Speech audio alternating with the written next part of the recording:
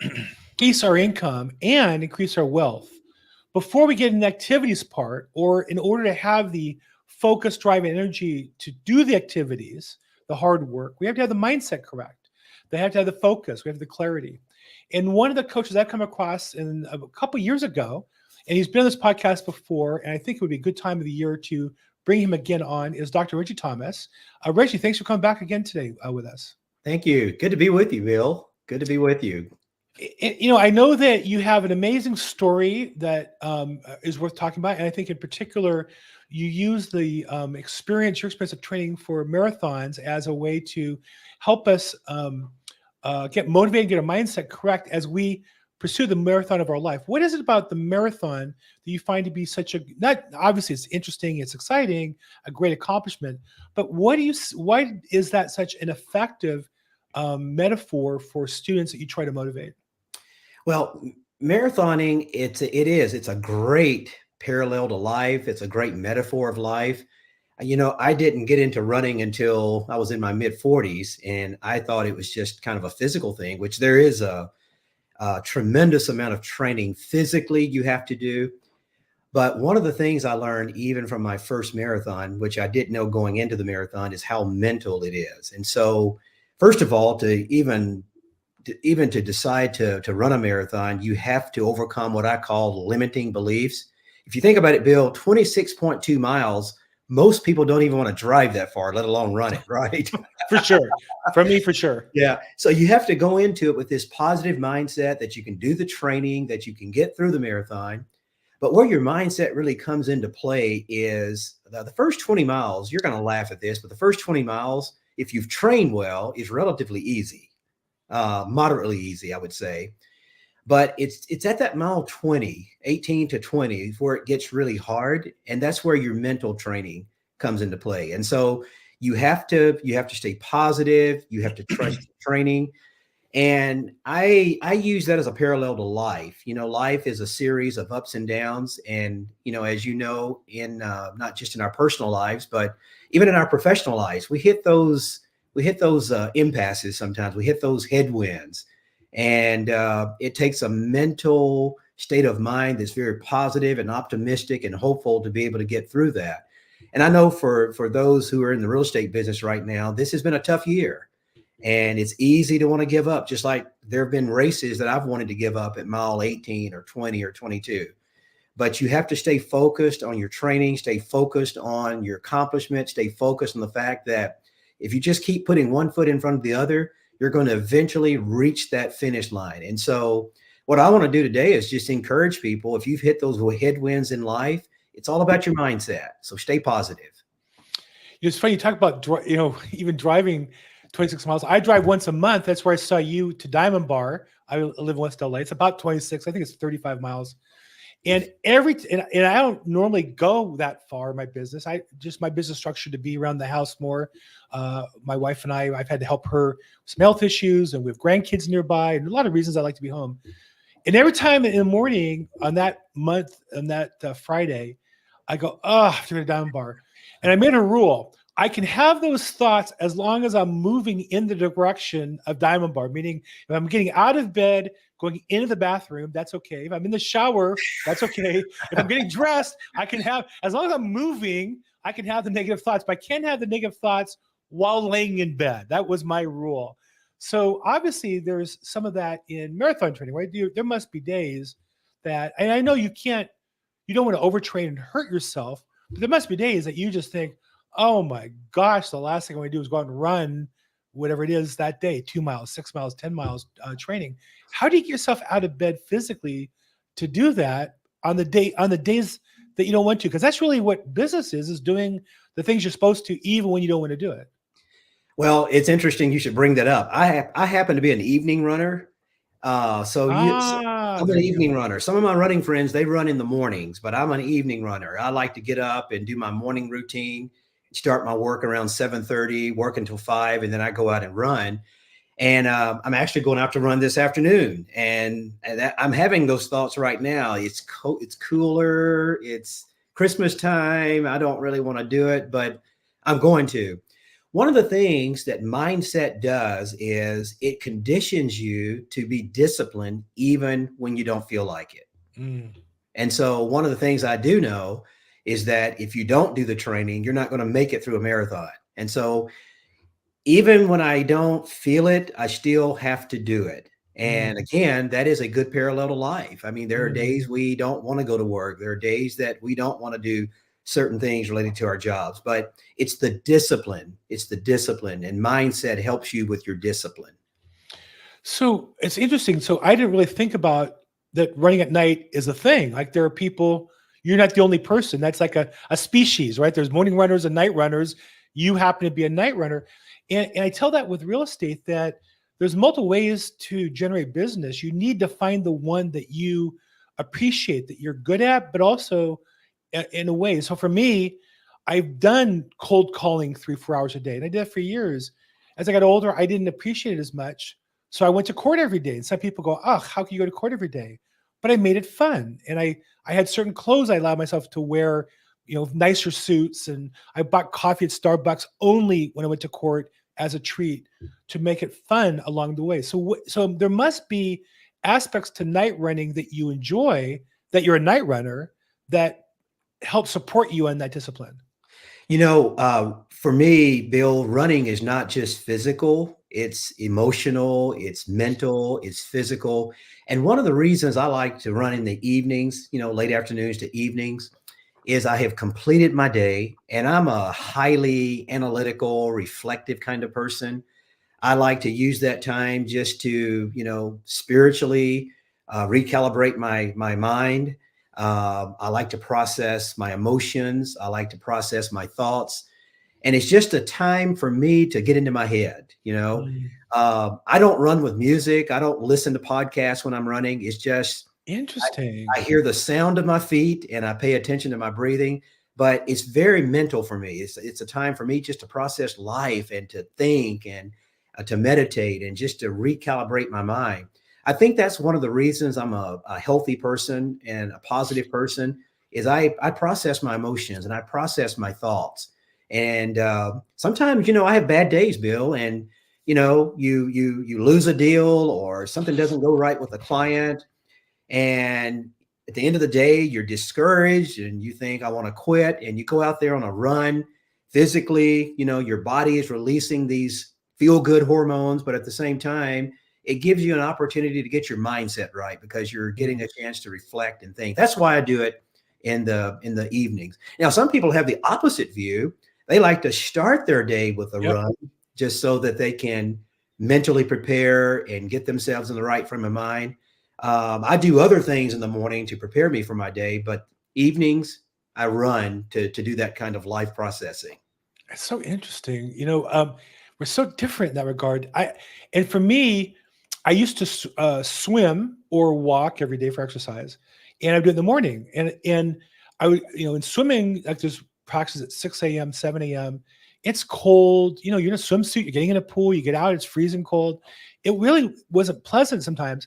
One day I missed the morning workout and I went to the noon workout. I go, this is so nice. Like it's sunny out. It's warm out. So I moved my whole workout to being at noon for no other reason than that's when I enjoy working out. It's more for me, more pleasant. And I think you have to find the way that fits. And it's interesting that you don't listen to anything. When I walk, I walk 3 mile circuit. I always listen to something.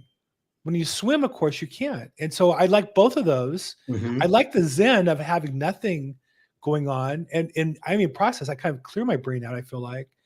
And so interesting that you don't listen to anything and do all that training. Do you never listen to music or podcasts? Like whenever is that not just race day thing, but even your everyday training, you don't? I've been running for 15 years and I have never, ever listened to music. Isn't it interesting? So Yeah. different. There's so many different ways to do this. I never really thought about it. Fascinating. So, so also just real quick, some quick housekeeping. So this is podcast I do every Tuesday at 3 p.m. and it's on real estate investing. And today we're really privileged to get some focus on our mindset because really going from not making enough income to making enough is a transformation, or going from living paycheck to paycheck to building wealth is a transformation, or working at a job you hate to a career in real estate is a transformation that takes a lot of work and challenge. And so I brought in Dr. Reggie Thomas to help us with that. But this is the LA County Real Estate Investor Association, LARSC.com. We get together every second Thursday of the month in the Palms area of Los Angeles. We get about 250 people there. And so love to have you come by. It's free. Just register, LARSC.com, scroll down and come down to the registration button. There's always a great speaker. There's always 250 people. There's 50 vendors. I'm one of them, and we'd love to have you join us. And our guest today is Dr. Reggie Thomas, who is an author and a coach and a lecturer speaker. And I've seen him in live in person and had the pleasure of talking numerous times. Very inspiring story as he talks about his process and using the marathon as a metaphor or kind of sharing with you his journey that kind of pulls you along that journey yourself. And that's what we're going to talk a little bit about today.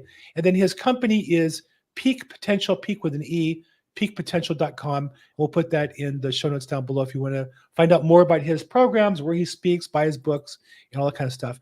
So I just find the metaphor so interesting. In anything I've seen in my life that I grew from, transformed, or seen other people, there've always been three things. One is a coach, a mentor, a leader, a spiritual leader, a rabbi in my case, or a pastor along the way. Have you, along your running career, from before being a marathoner to regular marathoner, is there somebody that you look to as your coach or a mentor in particular that has helped inspire you, helped you grow? And what's that relationship been like? Well, actually, I've hired a couple of coaches over my running career, and I've also coached runners. And one of the things that many people don't know about running is it is an individual sport, but you do it in community. I happen to be a part of a running club in Chino Hills. We meet every Saturday. There are probably 100 to 200 of us that meet on Saturday mornings. We run in groups based on the pace you want to run.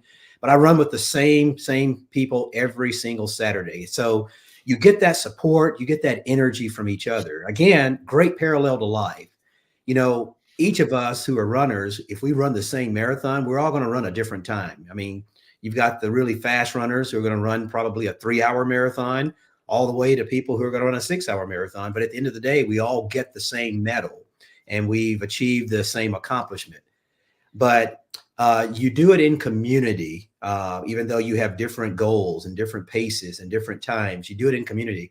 And what I have found as a professional is I can't be successful unless I surround myself with the right people. You need people in your life who are going to encourage you. You need people in your life who are going to support you. You need people in your life who are going to hold you accountable, kick you in the butt when you need a good butt kicking, You need people who can correct you. That's how we get better. And so having a coach is extremely important because it gives you accountability, gives you guidance, gives you resources and tools. And that's very important as a professional. So you mentioned that you hired a coach. Now this is the marathon running hasn't been a business. Now you say later you went on to coach other people, but before that, when you first hired a coach, this wasn't a business for you, was it? This was something you wanted to accomplish. Right. No, I don't have a running coaching business. I am Right. a certified running coach, and I do that as a volunteer. If somebody needs help with running, I will put together a running plan for them, a training plan for them, and support them along the way. But I do that as a hobby. I help people improve their running. But you hired a coach, and I think there are people who go into business. And I know for me personally, I've had numerous coaches. I have right now, I guess technically two in my business, different pieces of my business. But I've not had a coach for almost all my career, whether it be pay them a fee or a percentage or a program I'm part of. Talk a little bit about that caused you, and what's the relationship like with your running coach or mentor, or when you started with that? So the running coaches that I have hired in the past, they've been really good friends of mine. And every day that I run, they track my runs and give me feedback on it. And they set the plan, and I go out and do the runs, and we use what is called a Garmin, which is a watch that really collects all your running data. So my coach will evaluate that data, give me feedback, positive and constructive, of course. And that's what improves you, is the fact that you're getting that kind of feedback and you know what to work on in order to improve. And of course, outside of running, as you know, coaching is a major business right now. Right. There's all kinds of coaches. I happen to be a business coach, but there are life coaches, there are health coaches, there are relationship coaches, there are financial coaches or marketing coaches. I mean, it's big business. And what coaches do is they help people to be more self-aware. They help people to set goals. They help you to get to those goals through the right resources, tools, and of course the accountability. I know that I'm not using a coach right now for running, but I do know that when I have used coaches, I've wanted to please that coach. Whatever he or she set for me to run, I wanted to hit that pace. I wanted to hit that goal because I knew that they were going to be looking at it. Right. And it also motivates you. It motivates you. Like, days that you don't want to get out there and run, that your coach has given you a schedule. And on that particular day that you don't feel like running, that you're supposed to go out and run 8 miles at a 8-minute pace. You just do it from the discipline and from the fact that you're being held accountable. I'm on a swim team, and swimming's a little different in that, at least when we train, it's interval training. So we'll do like 4 50-meter swims, 4 100-meter swims, and he'll give us a series of things over time. And there are times the coach will yell out at us, 4 100s, and he'll say like on 2 minutes, and I'll go, Coach, I can't make it. You can make it, go. And it's like, and I find myself pushing off, and I'm swimming, and I'm trying to make these times, and I'm huffing and puffing. And I'm thinking, why do I care what this guy thinks? I'm paying him. I'm a grown man. I don't commit any crimes. I pay my taxes. But there's something about somebody expecting you to do something and pushing you that will force me to do at least more effort. I don't always make the time the coach gets. And frankly, sometimes they're happy that I didn't make it because they knew I exerted myself in the effort. And that's really more important than the numbers. And so I think, I interviewed last week a real estate coaching company.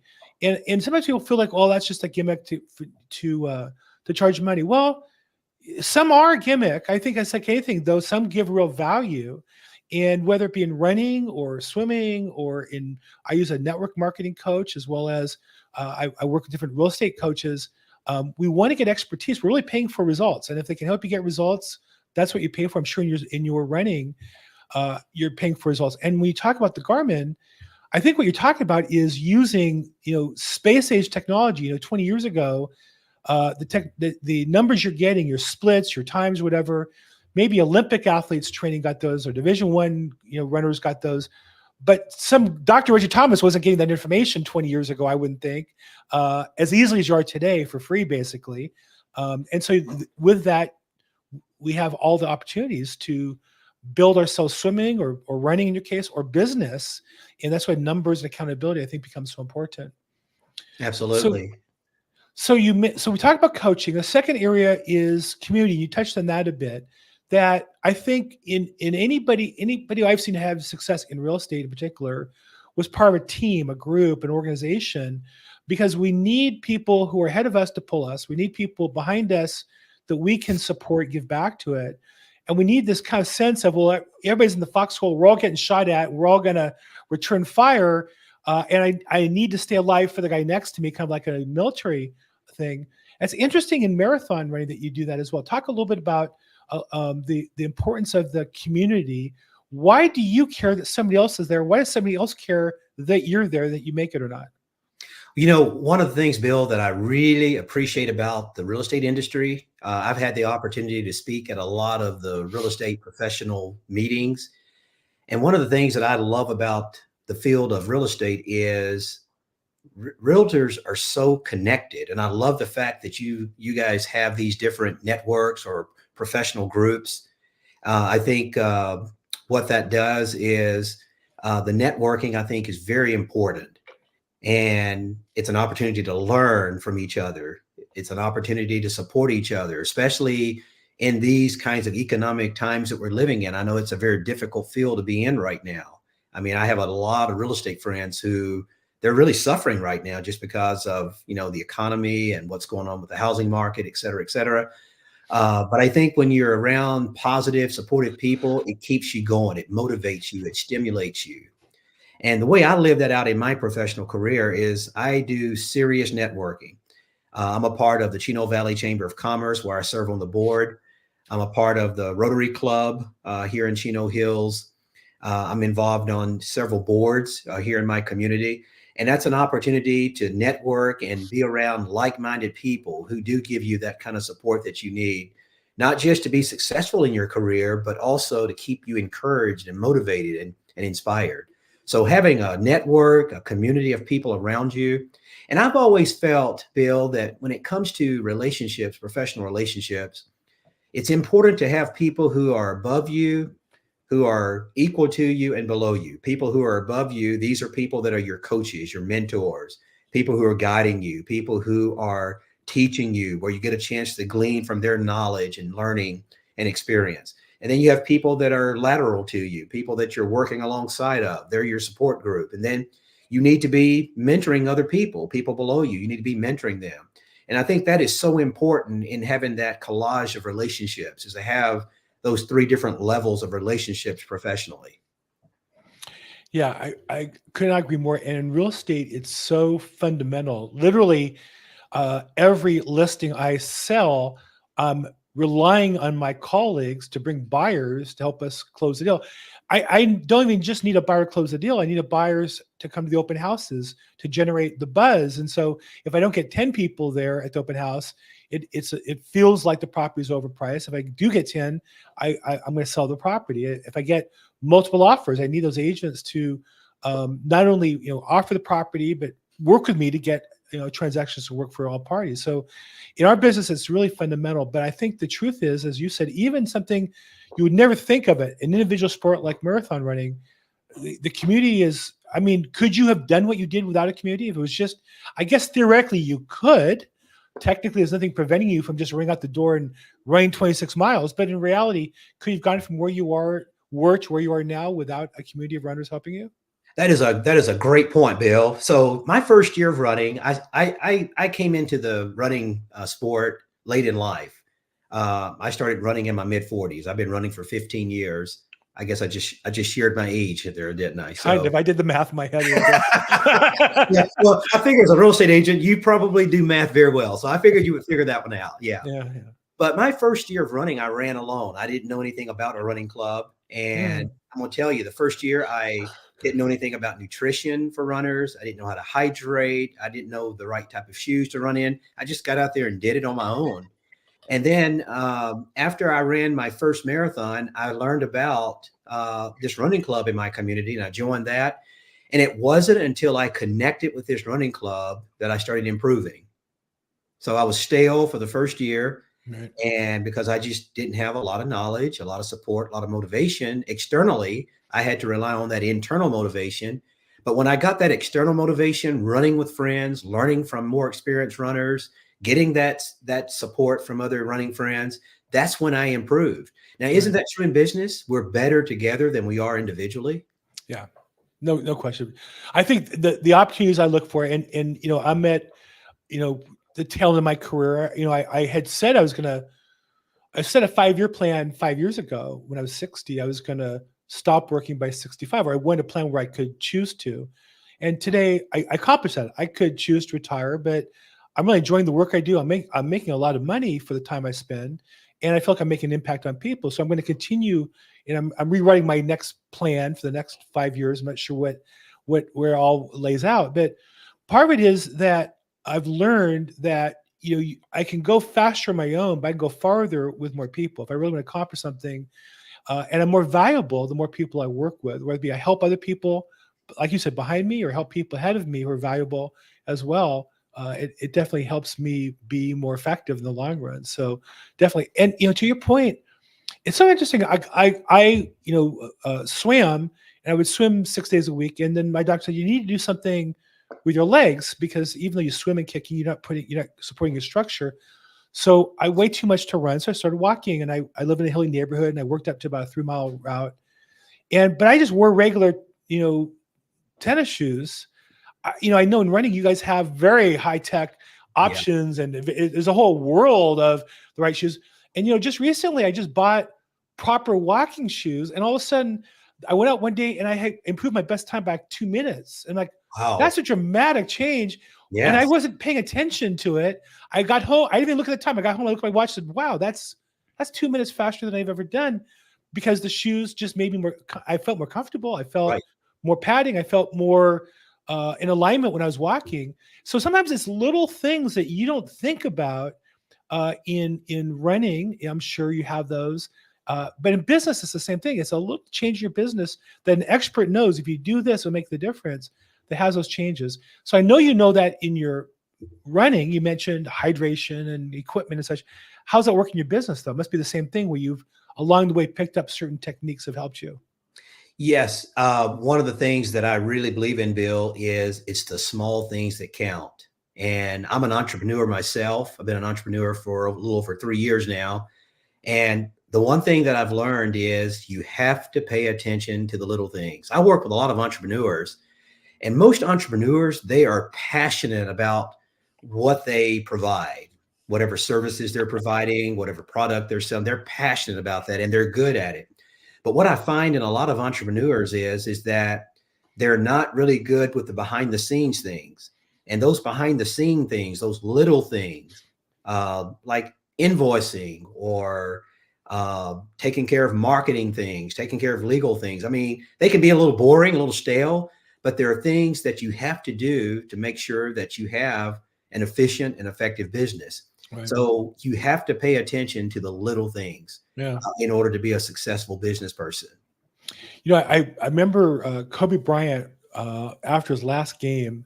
I don't know if you saw it. He scored like 60 points. It was crazy. Yeah, I saw In the that. fifth quarter, he just went bananas. He had like 35 and then scored like 25 in the fourth quarter. I forget the numbers, but it was amazing to watch. I remember that. And I remember they interviewed him in the locker room afterwards and said, Kobe, you're retiring. Meanwhile, you at your last game, you scored 60 points. Can't you continue to play? He said, of course, I'm good enough to continue to play at a high level. It's just going forward, I'm not willing to do the things every day that I need to do in order to score 60 points. I'm not willing to continue to travel with my family. I'm not willing to do all the working out, the running, the weightlifting, the nutrition work. I want to move on with my life. And it was interesting that was, and I get at his level, that's a sacrifice that he had done at a high level and was ready to move on. Personally, I'm able to do the things I need to do. You talk about those little things. I'm very good at delegating efficiently, but I've created processes and systems so that I don't get bogged down on those things, the parts I don't like to do.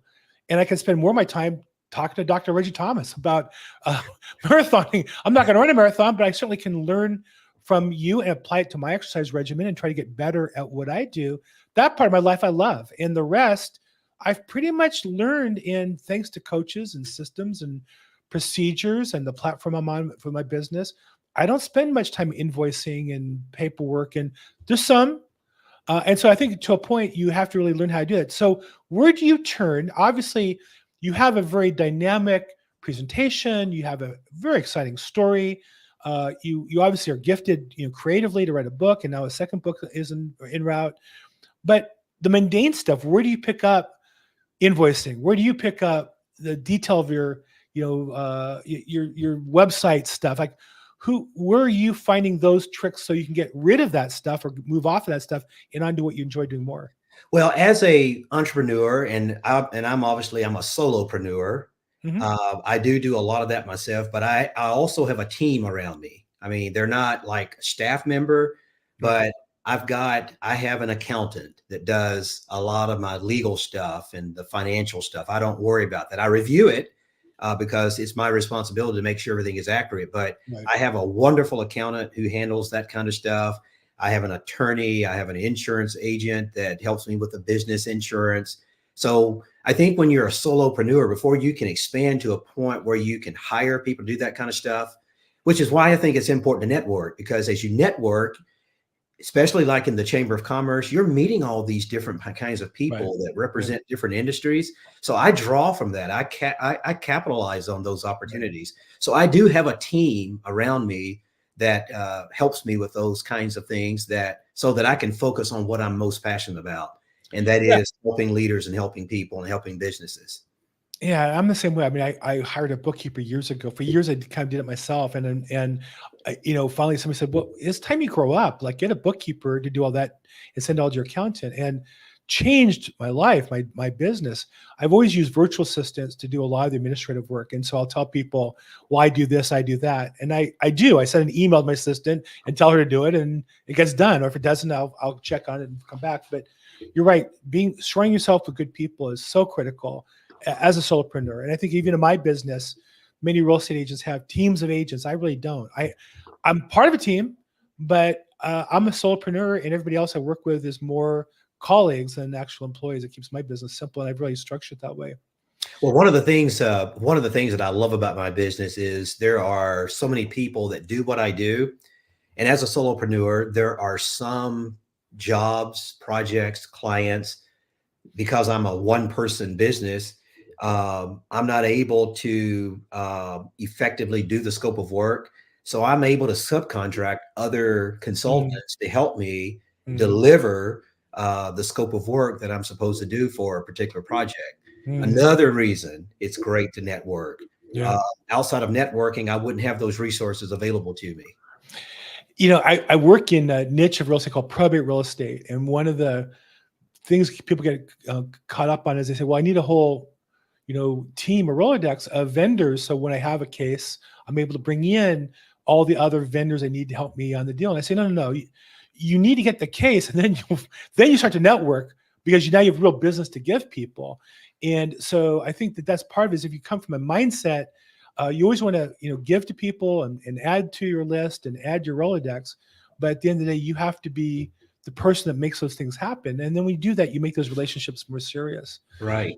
One of the, you mentioned on the real estate market, I'll say personally, my business has been really good. I know I'm surrounded with people who are struggling. I'm surrounded with people who it's affected their personal lives. I mean, just another friend of mine told me they're getting divorced, and the core problem there is their finances are driving that, unfortunately. That's not me. I mean, to be honest, I'm closing an escrow last week. I got another one closing, I think this week or early next week. Um, but I do know that there are a lot of people who are struggling right now, and it makes it hard for me sometimes to not emotionally be connected with them. I've been through that phase, but obviously, you must see people who are, have success, or on the come up, and then have a major setback, and then they really need to get back on the horse. What do you do to help them mentally get on the horse so they can then do the physical things they need to do to generate the business? Well, it I call that resilience. I call that resilience, and Mm, which is also a part of mindset. Resilience is not just the ability to recover from a setback, it's also the ability to thrive. mm, And, people talk about resilience. I see a lot of posts on LinkedIn, people talking about resilience. And the word that always comes up is recovering. I don't want my clients to just recover from a setback. I want them to be transformed by it. mm, And so, you know, an example is a personal example of mine. Before I started my business in 2020, I was actually terminated during COVID. mm, And I was 56 years old at the time. And Bill, that's the first time in my career. I've been a professional now for over 35 years. That was the first time in my career I had ever experienced termination. I mm, mean, as a senior leader, I had terminated people. I mm, have talked to people who have been terminated, but I couldn't really sympathize or empathize until I went through that myself. It's devastating, mm, and it's scary, and it leaves you in this space of uncertainty. What am I going to do next? And mm, that's how the company, the business that I'm doing now was birthed. It was birthed out of the ashes. mm, I went through a termination, and I not only recovered, but my life has been transformed as a result of it. But it was because of this. I believed in myself, I believed in my future, and I believed that I could do it. And of course, starting a new business from scratch, mm, that is a scary thing. Uh, mm, and I think in order to be successful in life, you have to get over what I call the fear syndrome. mm, People ask me, were you afraid when you started your business? Absolutely. I was afraid of failing. I was afraid of not making it. I was afraid of not being able to have enough income to survive. All those fears dominated my head. But I had what was called a resilient mindset. I believed in myself, and I believed in my services, and I believed in my abilities. And so what you have to help people do is overcome that fear mindset. You know, it's so interesting. We have a very similar story. I didn't know this part about you. 5 years ago, before COVID, so in 2018, I got fired. I had been in real estate, and then I kind of got seduced into a job in management, and I didn't really think about it. And then I worked for a guy for 5 years and decided I didn't like it, and left him.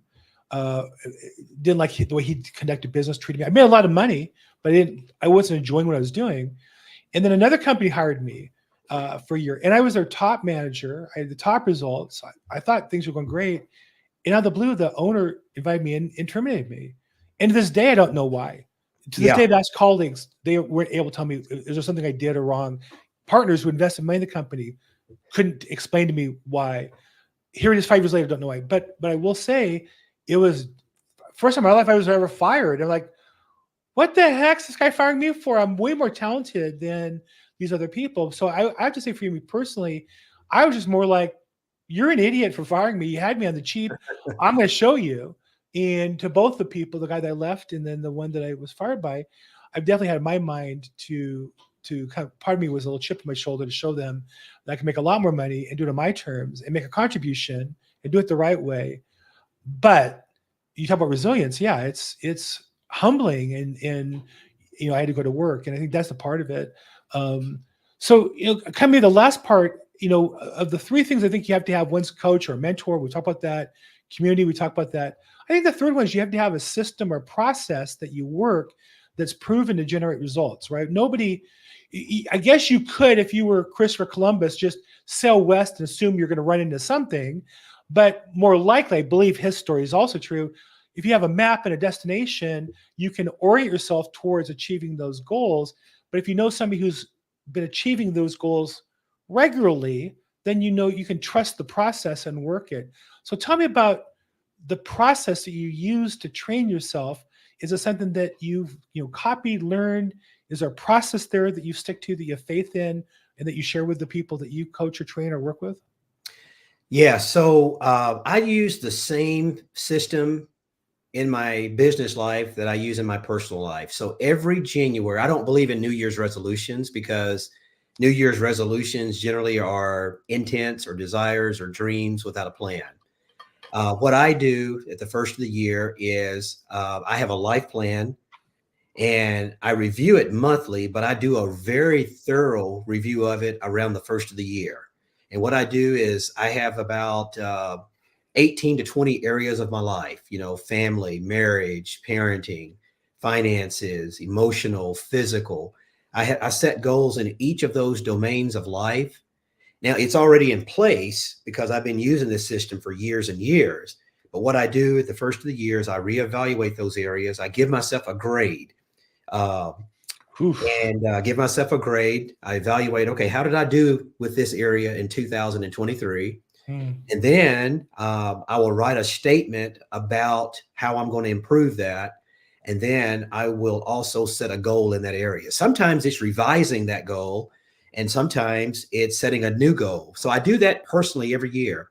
In the last 3 years, since I've started my business, I've started doing that with my business life. So I have all these different areas that I sit down the end of the year, the first of the new year, and I use that same system. Evaluate what I've done. Those areas are going to be, how am I doing in my coaching? How am I doing in my consulting? How am I doing in my training? How am I doing in my keynote speaking? How's my revenue?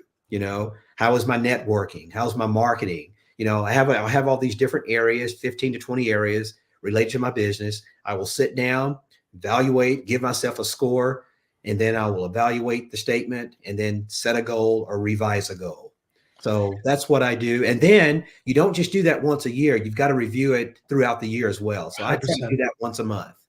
Wow, 100%. So let's talk about that. So for your business plan, how much time does it actually take for you to do that annual kind of review and update and deep analysis? Well, I don't do it at one sitting because I like for things to kind of, ruminate in my head. Mm, What I might do, it usually will take me a week. It's a process. It's not like a 2 hour one time kind of thing. I take a mm, full week. And what I might do is I might take 3 areas one day and I'll spend maybe an hour or two, go out on my back patio and, just reflect and think and write.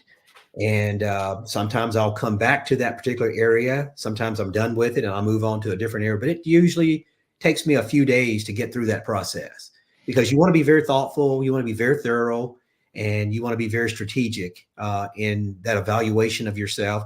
And Bill, you have to be willing to be honest. You have to ugh, be willing to be honest with yourself. That's no. why. That's why for me, it's a 3-step process. Give yourself a grade. And my problem is I'm usually hard on myself, but I give myself a grade and then I'll write an evaluation statement and then I'll set a goal. But you've got to be willing to be honest in order to have that improvement. That's the hard part, right? And being honest with yourself, because if nobody's paying attention, you can kind of lie to yourself Yes. about things. And that's where I think having a coach and somebody else to review the plan is. I always say to people, how good a husband are you on a scale of 1 to 10?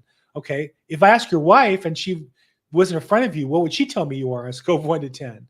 And then there's another level there I heard somebody once say, which is if you're religious, well, if your wife is the daughter of God Almighty, he's your father-in-law. How would he say you're treating his precious daughter?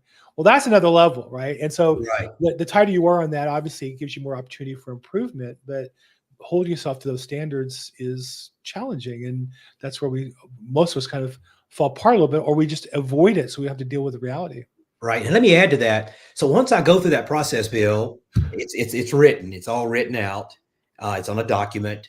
And the first person that I give it to look at is my wife. She'll Mm. go over it and we'll discuss it together because some of my goals involve her. And Hopefully, yeah, hopefully. yeah, hopefully. Otherwise, it's just one action item. We're going to separate. That's the other alternative, I guess. Gonna write a big check to attorneys and Well, suffer. she definitely has a lot to say in the financial area part of it. I'll So bet. I'll yes, bet. yes. But I want her to look at it, give me feedback, and then I have 4 or 5 really, really close friends that I trust who Wow. support me, who will tell me the truth. I let them review it. I meet with them individually, and they give me feedback, and then they hold me accountable to those goals throughout the year. So I have a set of friends that do that for me in my personal life. And then I have friends that do that for me in my personal life and professional life. Those are some close friends. Yeah.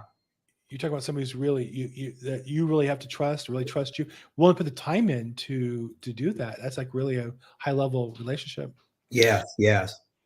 Well, look, Dr. Reggie Thomas, it's always, we can go on forever here, and I kind of have to wrap up a little bit time-wise, but I really appreciate your time with us today. If somebody was interested in learning more about you, your methodology, maybe working with you as a coach, whether it be as a runner or as a business coach, peakpotential.com is your website. What's the best way to get in touch with you? I respond to messages on my website. I'm highly active on LinkedIn. So my LinkedIn profile is just Dr. Reggie Thomas. And I'm on LinkedIn every single day. I interact with people. I respond to messages. And so you can get in touch with me via DM and I will respond to you. Fantastic. Well, Dr. Reggie Thomas, thank you so much for your time today. I really always appreciate talking to you. I always find you motivational and inspiring, and continued success as you build your business. Look forward to you working with you, as well as bringing you back to our team in Diamond Bar again when it makes sense as well. So thank you so much. Well, thank you for having me again, Bill. It's always a joy to be with you, and I want to wish you a Merry Christmas, my friend. Well, thank you. You too, and to your family. And I need to get Annabelle on the phone with you to get you booked again. We had you, I think, in Diamond Bar last year in April or May. We'd love to have you again at our team meeting. So thank you so much. Happy holidays to you. Thank you so much, Bill. And to the rest of you, that was Dr. Reggie Thomas, but we do this podcast every Tuesday at 3 p.m. This is the LA County Real Estate Investors Association. And you can find the details at lareic.com.